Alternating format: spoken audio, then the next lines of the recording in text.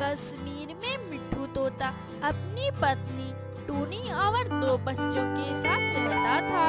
उसका बहुत बड़ा खेत था जिसमें वह खेती करके अपने परिवारों का पेट पालता था। धीरे धीरे उसके दोनों बच्चे बड़े हो गए थे।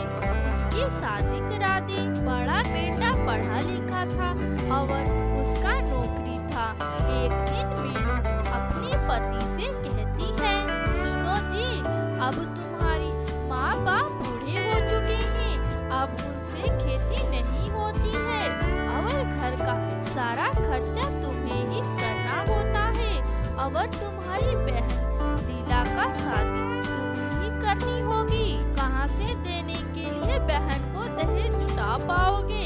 मैं तो कहती हूँ अच्छी भली तुम्हारी नौकरी है, ये सब छोड़ो और शहर में एक घर ले लो। दोनों शहर में ही रहेंगे। अब हमारे बच्चे हो जाएंगे, उनके लिए भी हमें अभी से ही सोचना होगा। यहाँ रहेंगे तो हमेशा कर्जे में ही रहेंगे। मीनू के इस तरह दिन रात भरने के चलते गोलू अपनी माँ बाप बहन को छोड़ के शहर चला जाता है। गोलू के बापू, मैंने कभी नहीं सोचा था कि हमारा गोलू बुढ़ापे में अकेला छोड़कर चला जाएगा। ये सब मीनू बहू की वजह से हुआ है। दोस्तों, आप लोग मेरी वीडियो देखते हैं पर आप लोग मेरे चैनल को लाइक सब्सक्राइब नहीं करते हैं, तो प्लीज दोस्तों मेरे चैनल को लाइक सब्सक्राइब जरूर से कीजिए। टीनू, तुम मीनू बहू को क्यों दोष दे रही हो? अपना ही सिक्का खोटा हो। उसने अपनी बहन के बारे में भी नहीं सोचा कि वो घर में जवान बैठी है और वो हमें अकेला बेशरम छोड़ के चला गया। मेरे आंखों से तो अब कम दिखाई देता है, मुझसे तो अब खेती भी नहीं हो पाती। तभी वहाँ बैठी लीला अपने पिता से कहती है, पिताजी आप परेशान मत होइए, अब मैं बड़ी हो गई हूँ, मैं आपकी जगह खेतों में काम करूँगी। बस आप बैठकर मुझे खेती के बारे में समझाती रहिएगा। हम खेतों में कुछ ऐसा उगाएंगे जिसके बाजारों में बहुत डिमांड होगी। अच्छा, आप दोनों मेरी चिंता छोड़िए, मैं अपनी सहेली मीसू से मिलकर आती हूँ, बहुत दिनों से उससे मिली नहीं हूँ। ऐसा कहकर लीला चिड़िया मीसू के घर जाती है। वह मीसू को बीमार देखकर पूछती है, अरे मीसू, तुझे क्या हो गया है? ऐसा कोई सोता है क्या? अरे लीला, क्या बताऊं, कल मैं बाजार से अनार खरीद कर लाई थी। जब से अनार खाया है तभी से मेरी तबीयत बहुत खराब है। अब तो मुझसे दर्द सहन ही नहीं हो रहा है। लेकिन मीसू, तुझे तो पता है आजकल बाजार में अनारों में केमिकल मिलाकर बेचा जाता है क्योंकि वह जल्द ही पक जाती हैं। आजकल जंगल में ऑर्गेनिक अनार कहाँ मिलता है लीला? अपनी सहेली से मिलकर लीला अपने घर पहुंच जाती है। उसके दिमाग में एक आइडिया आता है। वह घर आकर अपने पिताजी से ऑर्गेनिक अनार की खेती करने के लिए बोलती है और उसके पिता कहते हैं कि हम लीला, तुम्हारे आइडिया तो बहुत अच्छा है। फिर लीला चिड़िया अपने खेतों में अनार के छोटे छोटे पौधे लगा देती है और उनकी ऑर्गेनिक तरीकों से देखभाल करती है और कुछ ही दिनों में अनार के पौधे बड़े हो जाते हैं, पर उनमें अनार के फल बहुत ही कम आए थे। लीला चिड़िया बहुत ही परेशान हो गई क्योंकि उसने बहुत ही मेहनत किया था। भगवान, मैं क्या करूं? इतनी मेहनत करने के बाद भी पौधों में अनार के बहुत ही कम फल आए हैं। फिर भी लीला चिड़िया ने हार नहीं मानी। उसने दोबारा अनार के पौधों को अपने खेतों में लगाई। बहुत ही जल्द अनार के पौधे बड़े हो जाते हैं और इस बार बहुत ही अच्छे अनार पेड़ों में लगे थे।